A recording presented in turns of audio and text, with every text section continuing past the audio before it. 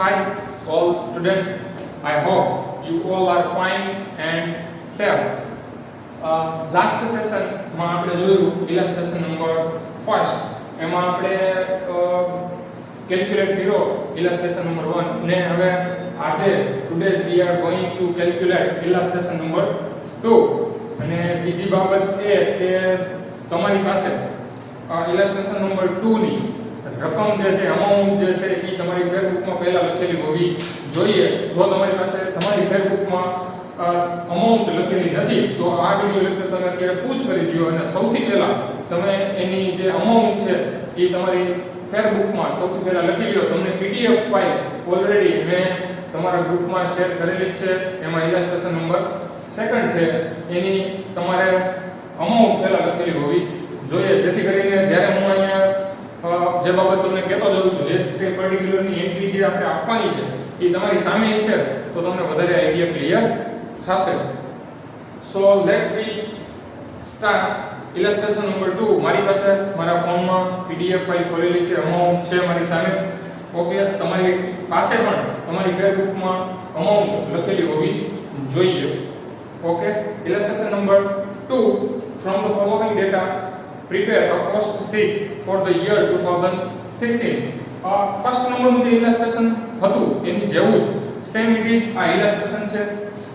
Addition કઈ કઈ બાબતની છે એમાં એડિશન ડિડક્શન કઈ છે એ તમને કહી દઉં તો કે ભાઈ ફર્સ્ટ ઇલસ્ટ્રેશનની અંદર આપણે ઓપનિંગ સ્ટોક એક જ આવ્યો હતો. આમાં વર્કિંગ પ્રોગ્રેસનો પણ સ્ટોક છે અને ક્લોઝિંગ સ્ટોકનો પણ સમાવેશ થાય છે. એની કોસ્ટિંગ કઈ જગ્યાએ આવશે એ જ્યારે અહીંયા આવશે ત્યારે હું તમને એક્સપ્લેન કરીશ. So let's be start. સૌથી પહેલા પર્ટિક્યુલર્સ, તમારી પર્ટિક્યુલર્સમાં તમારું ધ્યાન રાખજો.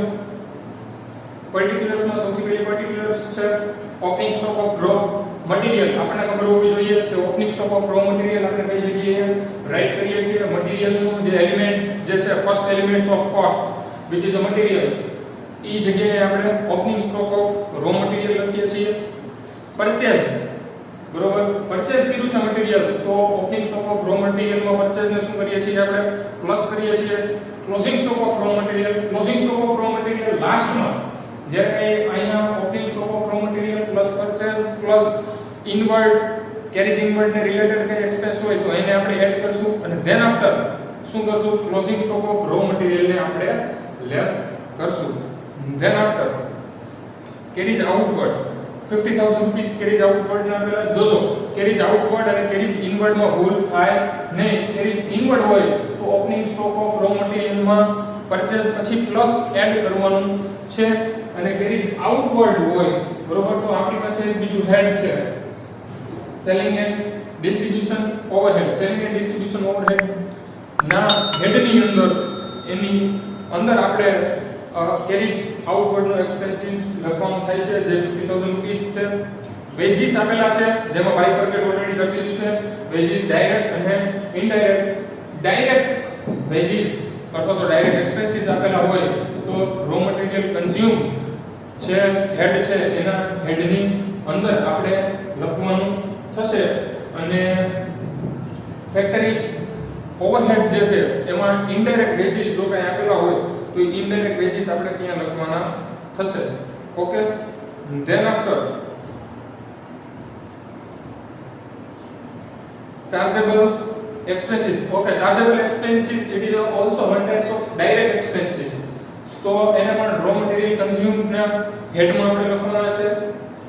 then after rent and rates, factory અને ઓફિસ ના 40000 and 5000 rupees rent and rates આપેલા છે તો આપણે ફેક્ટરી ના જે છે ઈ ફેક્ટરી ઓવરહેડ માં લખશું અને ઓફિસ ના જે છે તો ઈ ઓફિસ એન્ડ એડમિનિસ્ટ્રેટિવ ઓવરહેડ ના હેડમાં લખશું. ઇનડાયરેક્ટ મટીરીયલ આપેલું છે 15000 રૂપીસ ઇનડાયરેક્ટ મટીરીયલ તો ઇનડાયરેક્ટ મટીરીયલ આપેલું છે. જો ડાયરેક્ટ મટીરીયલ હોય તો ડાયરેક્ટ વસ્તુ રો મટીરીયલમાં ડાયરેક્ટ લખવાની છે જે ડાયરેક્ટ એક્સપેન્સીસ જે છે બધા ઈ અને ઇનડાયરેક્ટ એક્સપેન્સીસ હોય ઇનડાયરેક્ટ વેજીસ હોય તો ઈ ફેક્ટરી ઓવરહેડના હેડમાં લખવાનું છે. તો આ ઇનડાયરેક્ટ મટીરીયલ જે 15000 રૂપીસ જે છે ઈ ફેક્ટરી ઓવરહેડના હેડમાં આવશે. ધેન આફ્ટર ત્યાર પછીની પર્ટિક્યુલર્સ છે ડ્રોઈંગ્સ, ઓફિસ સેલરી 10000 રૂપિયા, ડ્રોઈંગ ઓફિસ સેલરી આપેલી છે, ઓફિસ એન્ડ એડમિનિસ્ટ્રેટિવ ઓવરહેડ ના હેડમાં આવશે. યસ, depreciation on plant નો depreciation છે, તો it is also we write under the head of a factory overhead expenses. Office furniture 1000 rupees is office furniture is there, so under the heading of office and administrative expense, this office furniture we can write. Salary of office, yes, here clear cut mention salary of office, so it is also we write under the head of office and administrative overhead.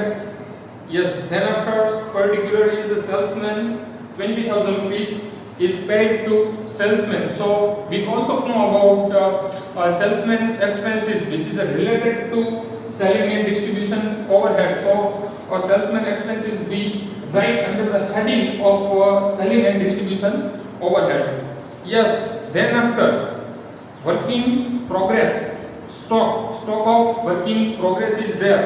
So stock of working progress we write under the heading of factory overhead expenses. When we write the all expenses which is related to factory overhead, then after we can write the working progress stock. Opening stock of, first of all we write opening stock of working progress, and then after we less the closing stock of working progress, as well as any amount it is given in a particular by ની કઈ amount by product જે નીકળી હોય અને એનું જે કઈ selling કર્યું હોય એના જે કઈ રૂપીસ મળ્યા હોય તો એનો પણ સમાવેશ અહીં આપણે કરવાનો છે, એને લેસ કરવાનું છે. કઈ જગ્યાએ જે આવશે ત્યારે આપણે એને લખશું.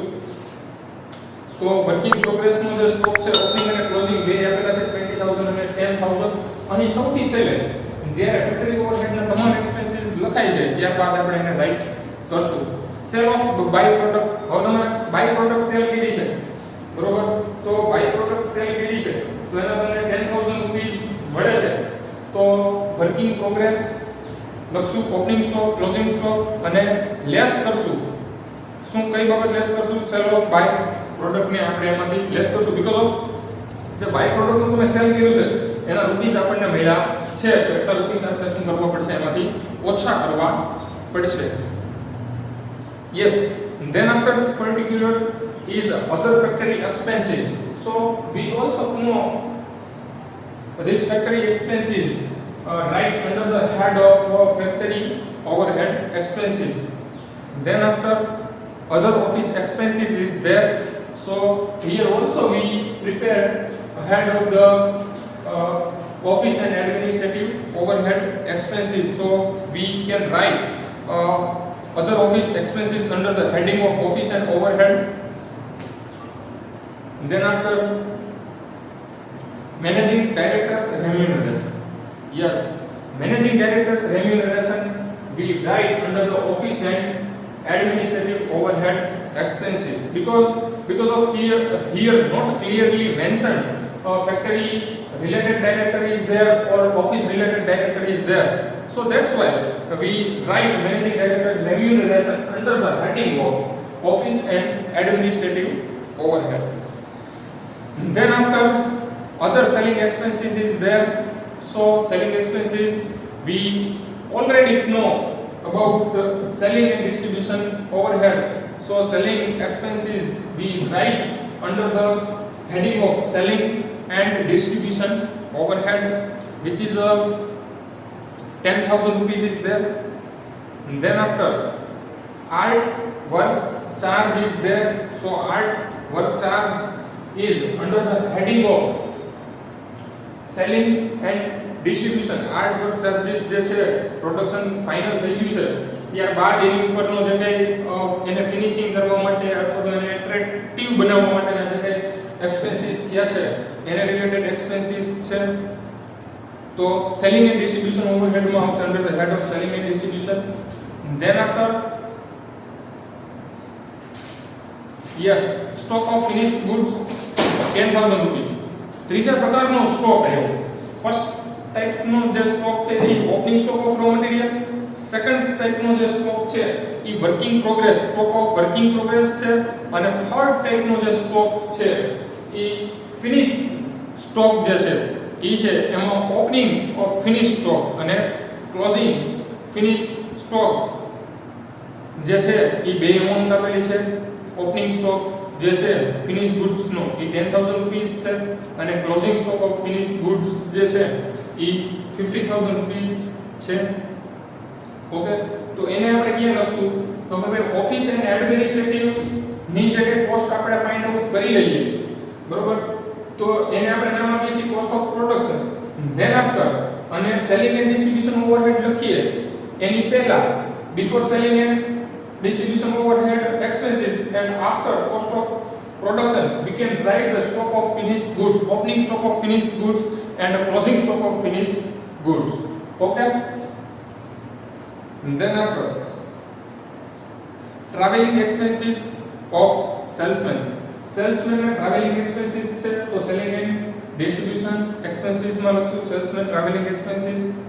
carriage inward જે છે આપણને ખબર છે કે ભાઈ રો મટીરીયલ જ્યારે આપણે પરચેઝ કરીએ છીએ જેના પર એમાં એડ થશે કેરીઝ ઇનવર્ડ રિલેટેડ જે કે એક્સપેન્સીસ છે તે. ઓકે, ધેન આફ્ટર સેલ્સ આપી દીધું છે અહીં ડાયરેક્ટલી લાસ્ટ સેશનમાં આપણને અહીં આપી દીધું હતું અમાઉન્ટ ઓફ સેલ્સ, તો સેલ્સ ને આપણે અહીં રાઈટ કરી નાખશું. Than after advance income tax paid.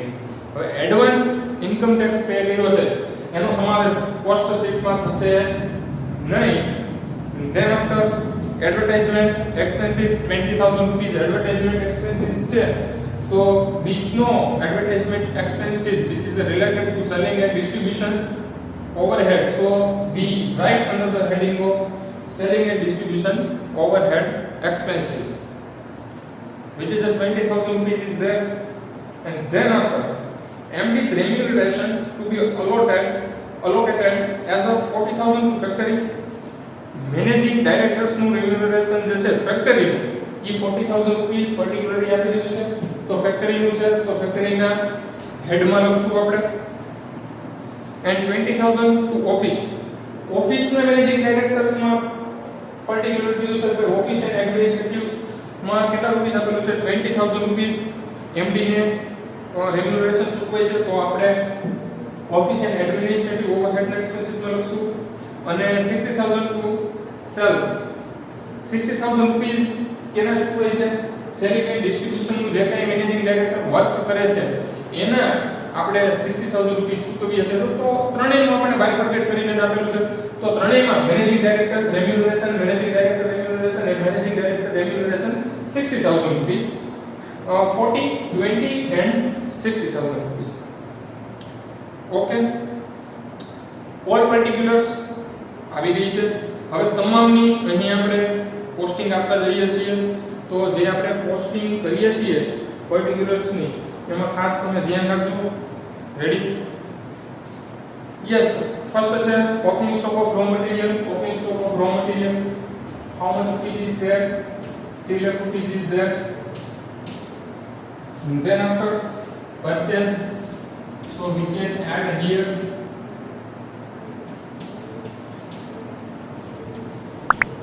purchase of raw material which is 8 lakh rupees is there.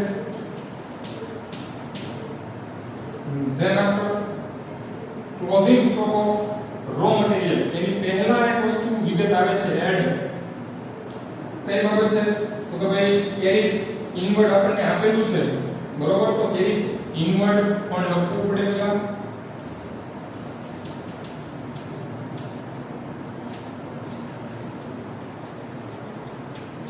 કેરીજ inward ની અમાઉન્ટ આપણે જોઈએ છે એટલે આપણે લાસ્ટ થી ફોર્થ અમાઉન્ટ છે કેરીજ ઇનવર્ડ ની 10000 રૂપીસ છે. then after we can write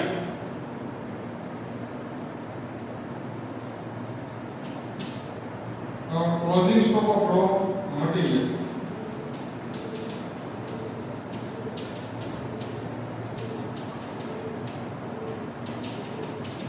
Closing stock of raw material ની amount આપણે કેટલી આપેલી છે તો ભાઈ 4 લાખ. જે amount લેસ કરવાની છે એને બ્રેકેટમાં શો ઓફ કરવી.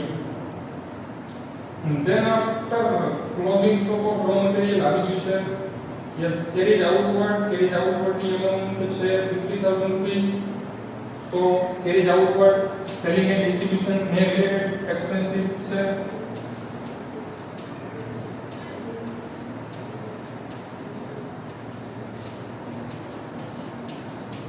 carriage outward which is 50000 rupees is there. then after wages, direct and indirect wages આપેલા છે. તો direct wages છે direct expenses prime cost માં જ કમાવામાં આવે direct expenses ઈ ફાઇનલ છે. અને indirect expenses હોય કે indirect wages હોય તો એને ફેક્ટરી ઓવરહેડ માં આપણે લખવા પડે. હવે wages જે છે એને લખીએ wages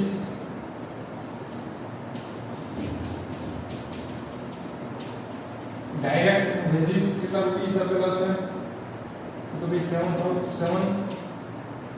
lakh. then after wages છે પણ કેવા છે yes indirect છે બરોબર. તો indirect wages કેટલા રૂપિયા આપેલા છે 1 lakh rupees.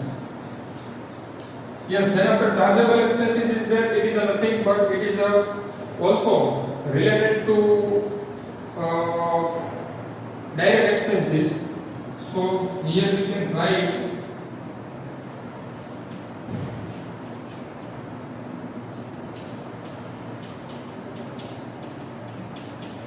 chargeable expenses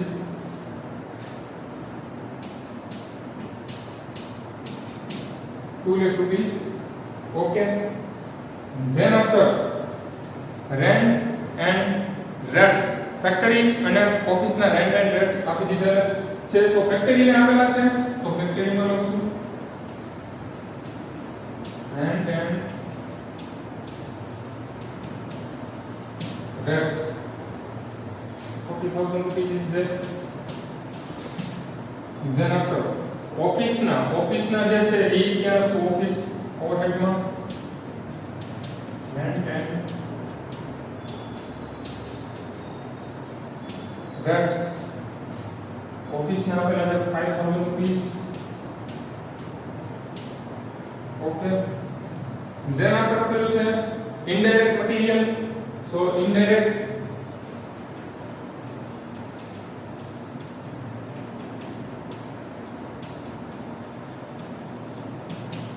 material ની amount આપેલી છે 15000 rupees. જો ડાયરેક્ટ મટીરીયલ આપેલું હોય તો under the heading of raw material consumed માં આપણે લખવાનું થાય. ઇનડાયરેક્ટ મટીરીયલ આવી ગયું છે. ધેન આફ્ટર છે drawing office salary. Office salary છે, ડ્રોઈંગ ઓફિસ સેલરી છે.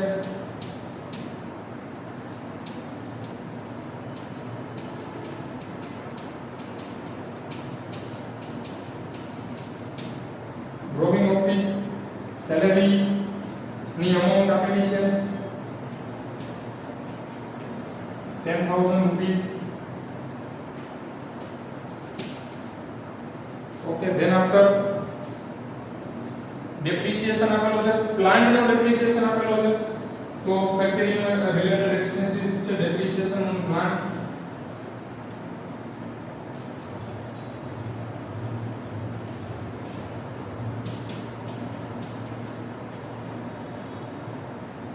plant નો depreciation આપણને આપેલો છે 5000 rupees. okay, then after depreciation plant આપેલી office furniture ની amount આપણને આપેલી છે તો office furniture અને amount આપેલી છે 1000 rupees. okay, then after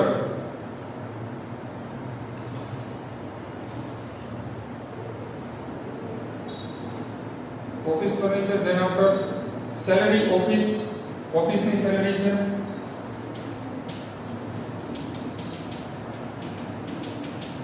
તો office and administrative overhead માં જશે 25000 rupees. સેલ્સમેન ને રિલેટેડ એક્સપેન્સ છે તો એ પણ અહીં જ આવશે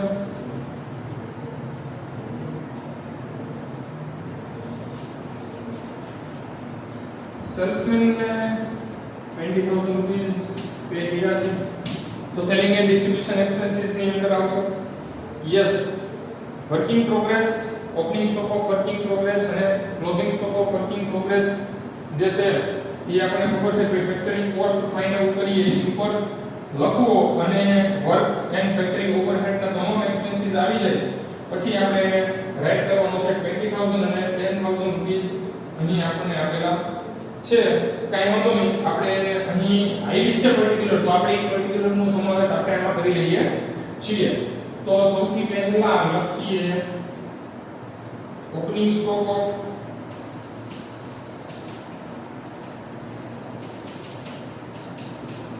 વર્કિંગ પ્રોગ્રેસ વર્કિંગ પ્રોગ્રેસ નો ઓપનિંગ સ્ટોક આપણને આપેલો છે કેટલો તો કે 20000 રૂપીસ આપેલા છે ઓકે એમાંથી લેસ કરશું કઈ બાબત લેસ કરશું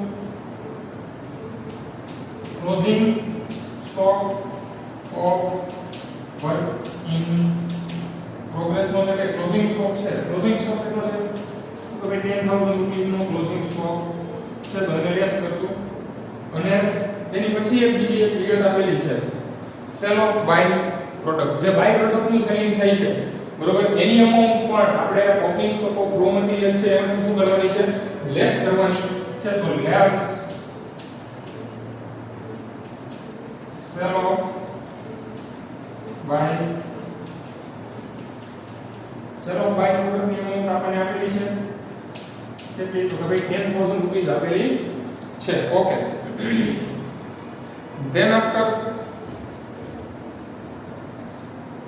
sale of by product આવી ગયું other factory expenses આપણને આપેલા છે કેટલા છે other factory expenses 57000 rupees other factory expenses આપેલા છે તો આપણે વર્ક એન્ડ factory expenses લખ્યા છે other factory expenses કેટલા છે 57000 રૂપીસ છે okay then after other office expenses આપેલા છે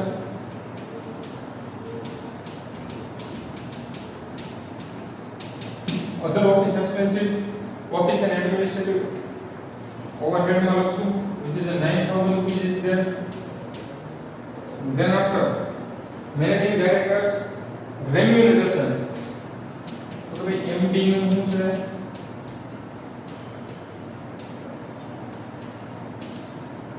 remuneration છે office and administrative expense માં આવશે managing directors remuneration then after other selling expenses selling related expenses છે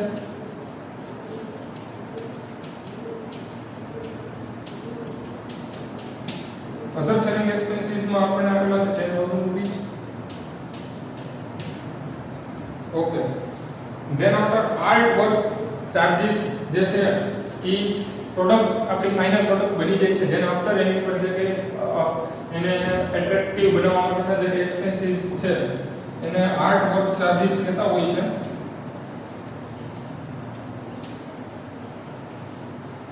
તો આપણે એનો સમાવેશ સેલિંગ એન્ડ ડિસ્ટ્રીબ્યુશન ઓવરહેડ માં કરશું આર્ટ વર્ક ચાર્जेस આપેલા છે 40000 રૂપિયા then after stock of finished goods yes third types of stock of finished goods cost of production મળી જાય બરોબર એની પછી આપણે stock of finished goods ની એન્ટ્રી આપવાની છે બરોબર તો stock of finished goods જે છે બરોબર એની ઓપનિંગ બેલેન્સ આપણને આપેલી છે 10000 રૂપિયા stock of finished goods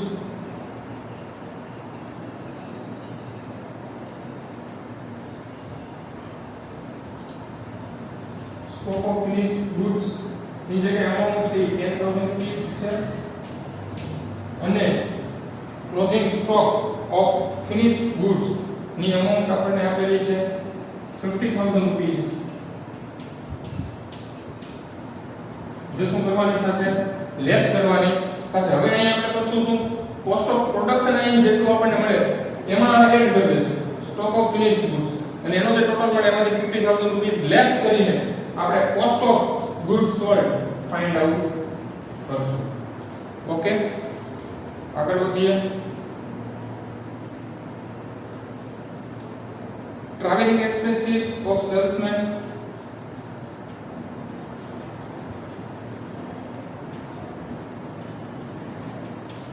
travelling expenses salesman ના છે 11000 ફીસ છે. તો સેલિંગ એન્ડ ડિસ્ટ્રીબ્યુશન ઓવરહેડમાં લખશું travelling expenses of salesman. Carries inward ની આપણે એન્ટ્રી ઓલરેડી 10000 રૂપીસ ની આપી દીધી છે. then after sales 30 lakh rupees sales અહીં આપણને આપી દીધું છે 30 લાખ રૂપિયા. તો ઓલરેડી આપણી પાસે અમાઉન્ટ છે તો આપણે એને રાઈટ કરી દઈએ છીએ. એડવાન્સ ઇન્કમ ટેક્સ પેઇડ 150000 ની એન્ટ્રી ક્યાંય થતી નથી. અને લાસ્ટ એડવર્ટાઇઝમેન્ટ એક્સપેન્સીસ 20000 રૂપીસ આપેલા છે. ઓકે ભાઈ, એડવર્ટાઇઝમેન્ટ એક્સપેન્સીસ આપણે 20000 રૂપીસ આપેલા છે તો અને 20000 રૂપીસ અહીં લખીએ છીએ. યસ, ધેન આફ્ટર એમડી નું રેમ્યુનરેશન જે છે ઈ ફેક્ટરી નું આપેલું છે. તો કે એમડી રેમ્યુનરેશન ફેક્ટરી નું કેટલું આપેલું 40000 રૂપીસ.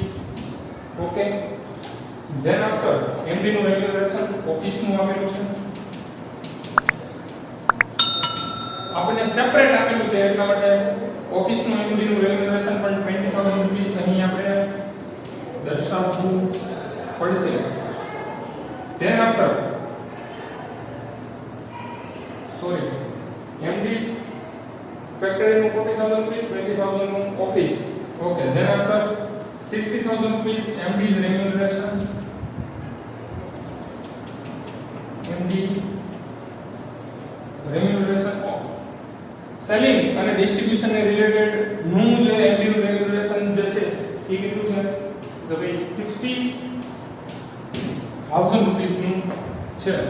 ઓકે, અહીં તમામ એન્ટ્રીઓ આપણે કરી દીધી છે. ધેન આપણે ટોટલ કરીએ તો આપણને રો મટીરીયલ કન્ઝ્યુમ લખીએ તો હાલશે, ન લખીએ તો પણ કંઈ નથી. ડાયરેક્ટ આપણને પ્રાઇમ કોસ્ટ અહીં આપણને 16,10,000 રૂપીસ મળી જાય છે.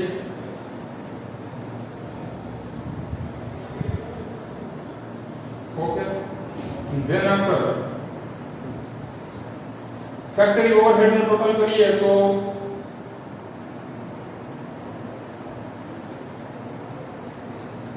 એનો ટોટલ થાય છે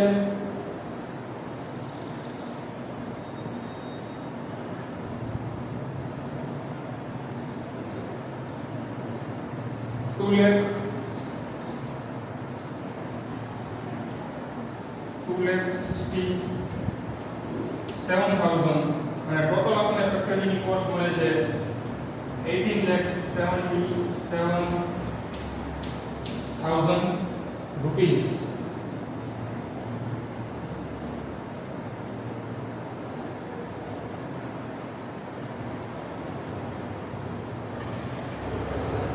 ઓકે, એક આઈટમ અહીંયા આપણે મિસિંગ થઈ છે, બરોબર. ડ્રોઈંગ ઓફિસ સેલેરી જે છે એ ઓફિસ એન્ડ એડમિનિસ્ટ્રેટિવ ઓવરહેડમાં આપણે લીધી છે. ડ્રોઈંગ ઓફિસ સેલેરી 10,000 રૂપીસ આ સમાવેશ અહીં થશે નહીં, સોરી. ફેક્ટરી અને ઓવરહેડ રિલેટેડ એક્સપેન્સીસ છે તો એને અહીં આપણે લખશું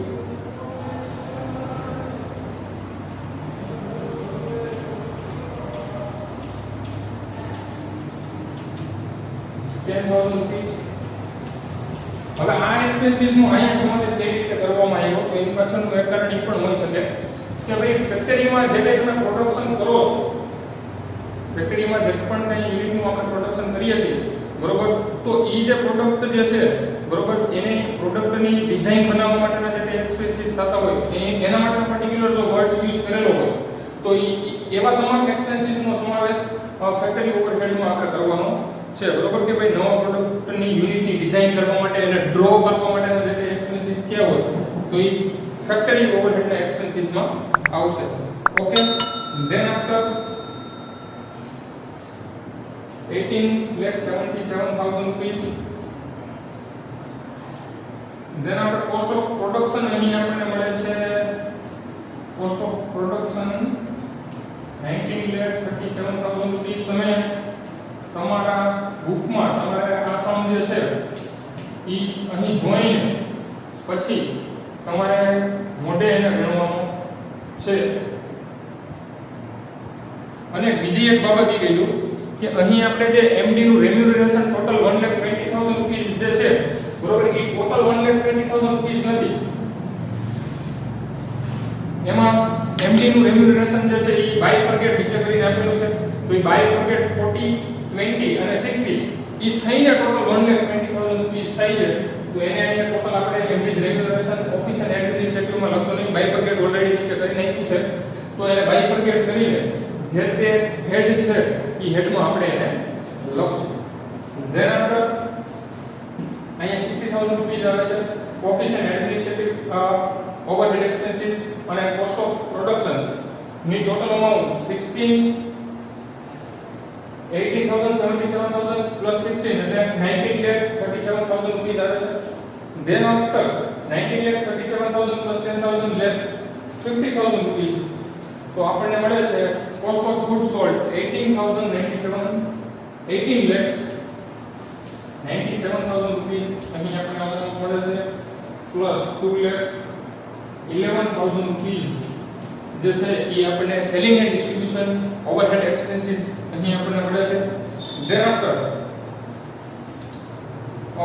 ટોટલ કોસ્ટ ઓફ સેલ્સ જે છે બરોબર એ આપણને અહીં 21,08,000 રૂપીસ અહીં મળે છે.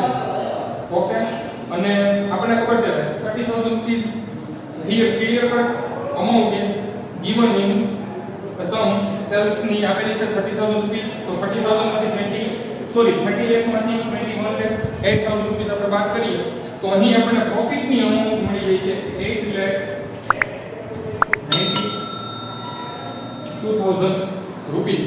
ઓકે, આ તો સેકન્ડ ઇલસ્ટ્રેશન તમારે મોડે તમારી ફેરબુકમાં તમારે આને લખવાનું છે.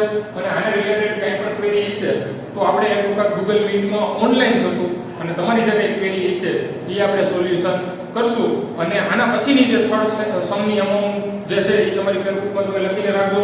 અને ઇલસ્ટ્રેશન નંબર 3 આપણે અહીં બોર્ડ ઉપર ગણશું, જે બેઝિક છે એવો સમ ગણશું. આના કરતાં થોડું એડવાન્સ છે. અને ધેન આફ્ટર તમને પ્રેક્ટિસમાં જે કંઈ સમ આપવાના છે એ સમની હું તમને અલગથી PDF ફાઇલ તમને શેર કરી આપીશ. સો આજે આટલું આપણે રાખીએ છીએ. નેક્સ્ટ સેશનમાં મળશું.